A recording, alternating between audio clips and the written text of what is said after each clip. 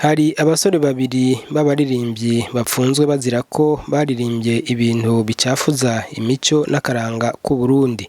Mu kiganiro n'abamenyeshamakuru, Pierre Nkurikiye avugira ubushikiranganji bw'umutekano arabisigura neza. Tarafashe abantu babiri bagirizwa gutosekaza imico n'imigenzo y'ikirundi babicishije mu byo bakora by'utugenegene twabo mu ndirimbo n'utundi tugenegene. Abo nabo wa mbere ni Baraka Oleg, akaba nkuko mwagiye murabibona ku buhinga ngurukana bumenyi,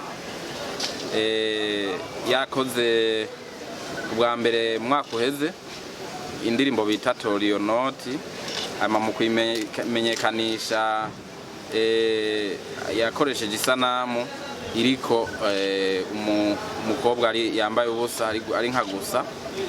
Hanyuma muri uno mwaka naho aheruka gukora iyindi ndirimbo yise Délégué Général mu rurimi rw'igifaransa, indirimbo yaciye ashira ku buhinga ngurukana bumenyi kuri bwa buhinga ngurukana bumenyi bita YouTube.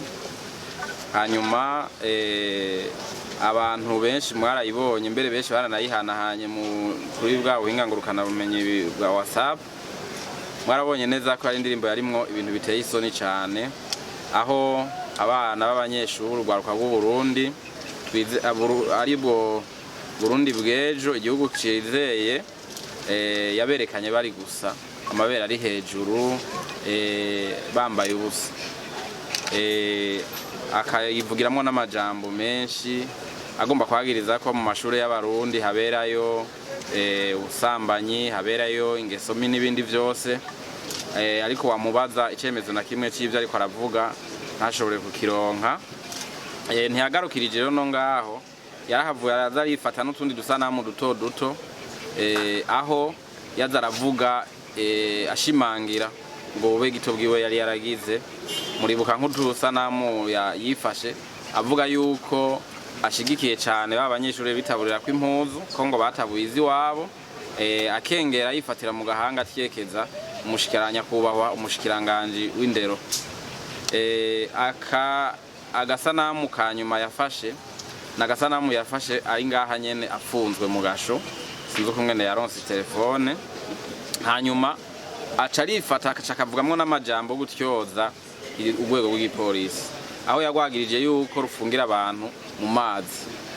Mwarumvise mbuko murajya basana bavuga yuko afungiwe, akavuga hafungiwe, agacavuga ko mwijoro ngo bamufungira mu mazi.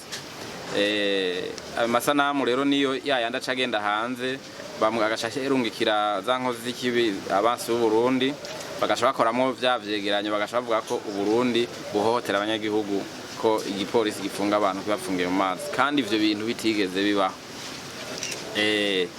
Uyo rero twomuvuga ko ibyo twumvuga ko ni vyinshi, nko mu gukora ururirimbo ruteye isoni rwitwa Délégué Général, yakoresheje urundi rwaruka abanyeshuri hafi bashika kuri 20, harimo abakobwa n'abahungu.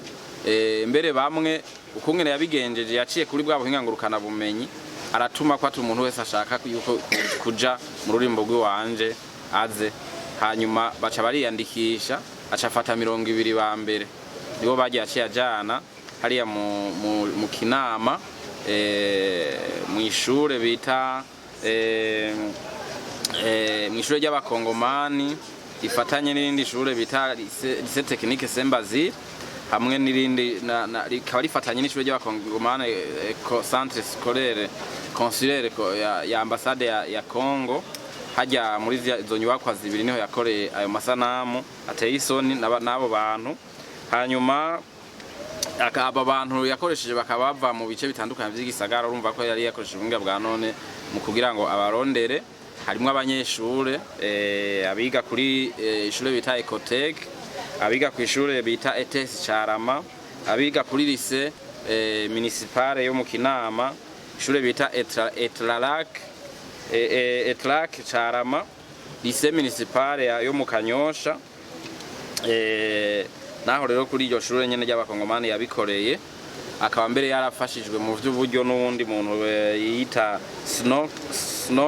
Snowkey ari mu mugwi bita Overdue Team. Abo bakaba bari mu bamufashije kuronka amafaranga ayandi nk'uko yavyivugiye yavuze yuko bajya bonyene bakinye bagiranye bijya bagiye baratanga make gushika ahakwiza. Murumva rero kuri uyu igikorwa c'amatohoza kiracabandanya kugira ngo abantu bajya bategetsi bari rya shure gutwara rya shure y'amashure yamwemereye ko akiniraho yamuhaye ahakinira ibintu by'ibiterasoni nka biriya nawe nyene abategetsi bajya bazorondegwa babazwe, hanyuma aba bana bose bakinye muri runo ruririmbo nabo nyene bazorondegwa babazwe hama baheze bahanwe kuko amategeko aratomoye. Iki cyaha ibyaha yagirizwa ni ibyaha byo gukwegera abantu mu buhumbu hamwe n'ibyaha byo guhungabanya imico n'akaranga ikirundi. Uwa kabiri ni Iradukunda Paceri batazira yiyita Landry Promoter, ubu nawe akaba yashizeho akorera mu kinyamakuru umuntu yakwita ikinyamakuru ariko kitemewe n'amategeko cyo wenyene yishiriyeho adasabye uruhusha na hamwe mu wajejwe kuraba ivy'amakuru n'ibimenyesha makuru. Ico kinyamakuru citwa Wakalight TV. Wakalight TV uyu rero icakora nawe nyene ahungabanya tosekaza imico n'imigenzo y'ikirundi mu gufata amasanamu ateye isoni cyangwa mu kwinjira mu buzima bw'abantu cyane cyane ababaririmbyi nyene. Mwarabonye udusanamu twabo aho bagenda bagasanga umuntu mu nzu bakamufata amasanamu ku nguvu bakanagwana, twarabibonye muri amasanamu aho bagenda bakagiriza ibintu umuntu bagaca bashira bakwiragiza bacishije mu bwa buhinga bwa ngurukana bumenyi bwa YouTube. Aha rero hariho nico twokwita kuko nyene iki kinyamakuru kitemewe n'amategeko nawe nyene n'umuririmbyi hariho ico twokwita ibintu byo kugomba gucafuzanya no kugwa no yavyivuge ngo bavyita kuvuma. Urege yavyivuge ngo bavyita kuvuma kugira baboneke ko aribo bavumye, no kuvuga ko indirimbo zabo arizo zikundwa aribo bari hejuru, mugabo urumva babanje gucafuza abandi. Umva baragenda bagafata amasanamu y'abandi bakavuga ko ibiterasoni bakabatuka kugira ngo abo bandi bace basubira hasi maze abo nabo batere baja hejuru. Mwavyumviye ko bavyivugiye uyu rero nawe nyene yafashwe kuri ivyo vyaha byo kwinjira mu buzima bw'abantu no gutosekaza imico n'imigenzo y'ikirundi. Nawe nyene aca dosiri kwirakogwa kugira ngo azoce ashikirizwa ubutungane. Hari n'abandi bakirondegwa nk'uwo Wita Smith batazira Vashe nawe nyene muribuka amasanamu mwaka uheze yacishije kuri yakwiragije yari ku muntu ari gusa yifashe n'ikiganza hepfo ku bimba byo hepfo. Muribuka n'indi sanamu yigeze gukwiragiza yariko umukobwa ari gusa afutse amabere yiwe n'amaboko.